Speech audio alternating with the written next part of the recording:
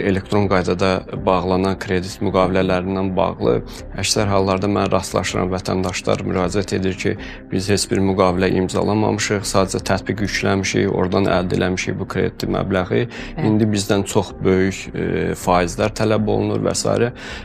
Deməli, burada məsələ necə tənzimlənir? Həmən tətbiq yükləndikdən sonra, yəqin ki, hər birimiz bunu görmüşük, orada müəyyən şərtlər ortaya çıxır, hələ tətbiqə keçid eləməmişdən əvvəl. Bütün müqavilənin şərtləri orada qeyd olunur. Əgər o adətən vətəndaşlar həmin şərtlərlə tanış olmayıb, birbaşa keçid edirlər və məbləği götürürlər.